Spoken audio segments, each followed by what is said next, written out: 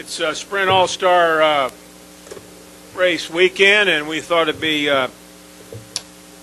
good to bring in NASCAR Chairman and CEO Brian France to kind of take a look back at the first part of the season. We certainly had some great competition on the racetrack and answer your questions.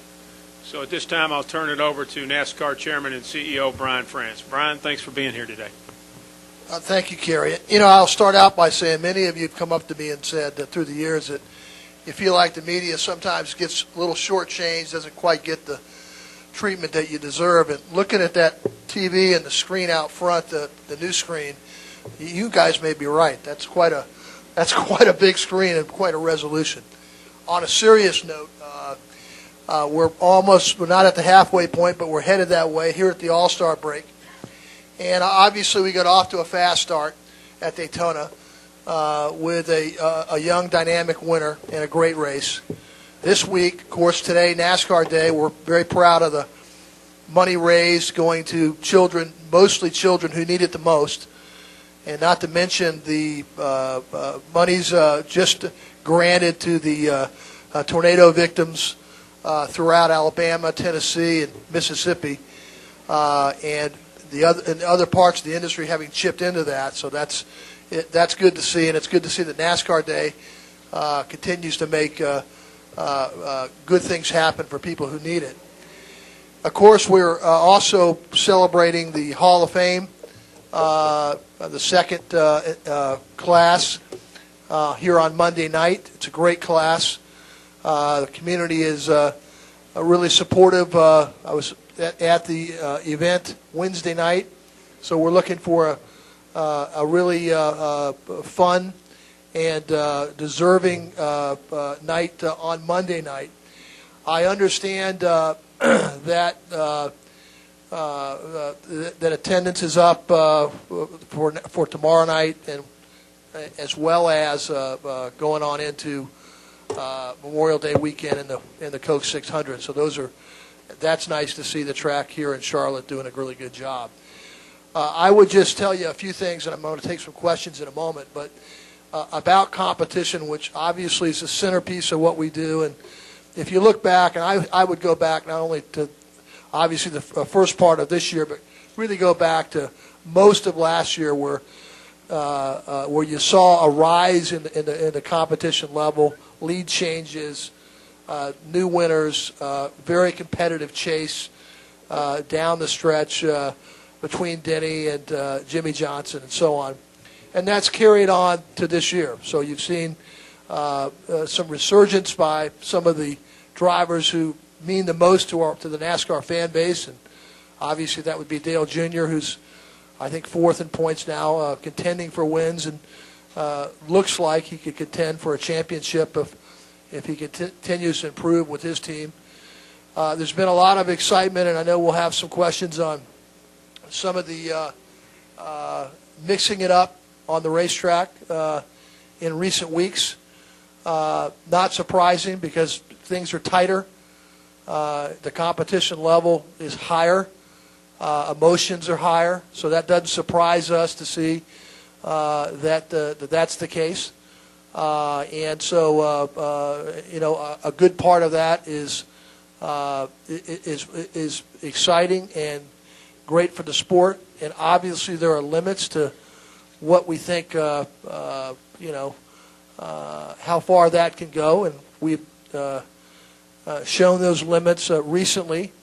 If you look, at the Kevin Harvick incident, which was not even, obviously that wasn't a racing incident, it was after the event. So where you saw us take action, step in, you saw us take action as well with some discussions with Juan Pablo and Ryan Newman as well. So there are always limits, but on balance, the most important thing is how tight the competition is.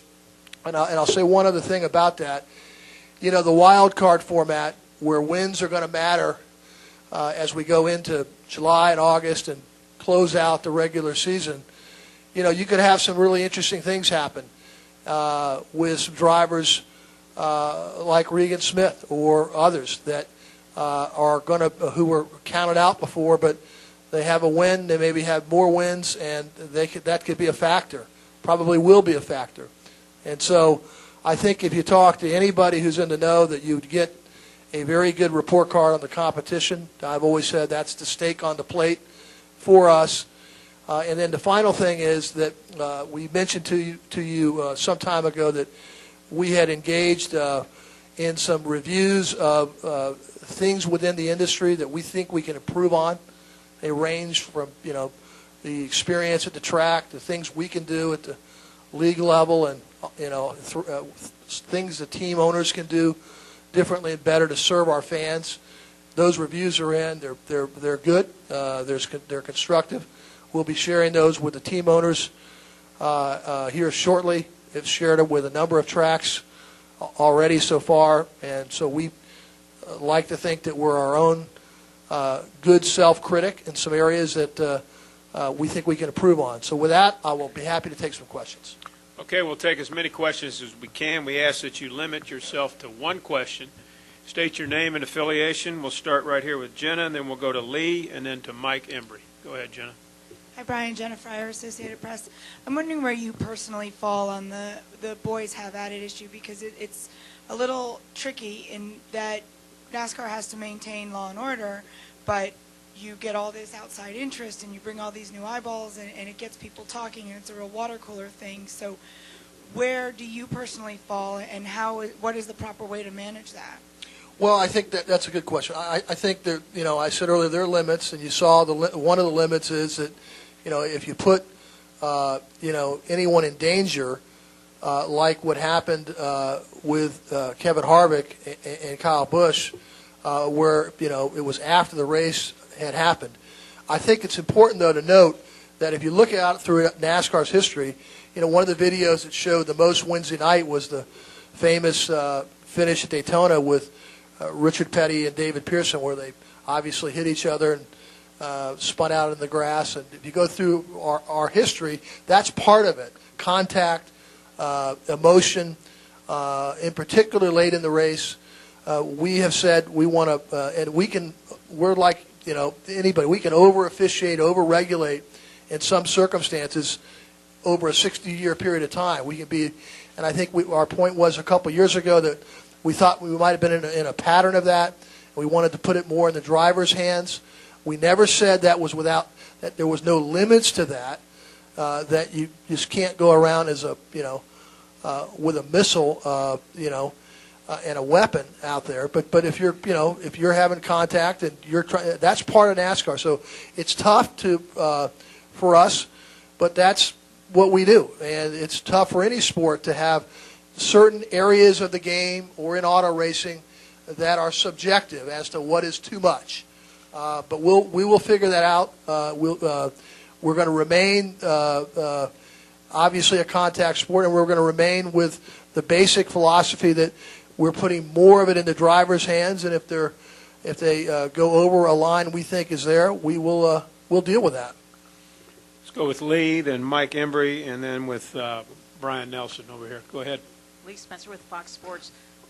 Despite the fact that we've seen some really incredible competition and the product is as strong as I can ever remember it on the racetrack, Jeff Belskis, the CEO and president of Indianapolis Motor Speedway, had a comment in the newspaper this week that said, we don't disclose numbers, but you saw a lot of empty seats here last year. I think you're going to see more here of this year. Is there some sort of problem with the relationship there when it was like one of the second most prestigious races on the Sprint Cup Tour? Are you getting some sort of kickback from Indy at all? Well, no, the relationship is fine. I think obviously there were a couple of years there where we had not our best day in terms of the tire problems and other things. That they also had other issues that had nothing to do with us and other series that had raced there. And then they've had management changes and so on. And I know they're trying to figure that out. There are going to be some markets based on the economy and based on other circumstances that, we will be off in attendance, and there's going to be a lot of areas we're going to be on in attendance. I said this weekend is an example of that in Phoenix, and many markets. Kentucky will be sold out. Iowa will do very, very well. All in that Midwest region too, by the way. So we'll, we know the economy is still not perfect in places like Michigan and Florida, California for sure. And while we're not economists, we understand when our fans are going through tough times, and we're going to work with the tracks to get ticket pricing and other things that might help that cause. Let's go with Mike Embry, Brian Nelson, Nate Ryan. Go ahead, Mike. Mike Embry, Speed.com. Brian, there's been some comments from drivers, I guess most notably from Tony Stewart, talking about wanting, I guess, more specific parameters about what they can and can't do in this new environment. And I realize a lot of this is subjective, but is it possible to say, okay, you can do this, you can't do that? Can you draw better lines there? Well, I mean, we think not. We think that there's a 60-year history of how we officiate the events. Most of our top officials, and certainly Mike Helton, who's in charge every weekend, has been at the helm for a decade and longer. So we have a lot of. This shouldn't be a big surprise for anyone to try to read us and how we're going to officiate the events. We said late in the event, if your car's faster than somebody else and there's some contact and somebody gets by, that's NASCAR racing. We celebrate that, and that throughout our history. Look here at the All-Star. Some of the great finishes have all been with contact. Earnhardt and Bill Elliott going through the grass. That's just the way it is, and the drivers, they know us well enough to understand, and they certainly have conversations, and we will be happy to reiterate our situation. But there's still going to be subjectivity. There's no, set of 8 things we're going to be looking at, because that'd be impossible. It's not practical. Let's go with Brian Nelson, Nate Ryan, and Marty Smith. Go ahead, Brian. Brian Nelson, Motor Racing Network. If you could address the health of the NASCAR Home Tracks program and how that would affect or relate to the health of the sport overall, what's that relationship like, and how about the health of the Home Tracks program? Well, I think 2 things. I think the home track area of the business has improved in the last couple of years, and in particular the regional events like the K&N Series, who showcase throughout those home tracks and give them a big night.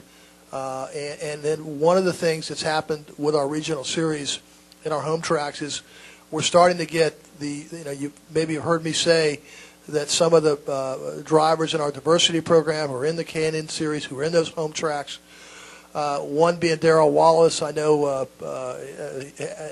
he's winning in some very, very competitive situations, and he is, I'm sure, going to be at one of the national series, one of the 4 national series shortly.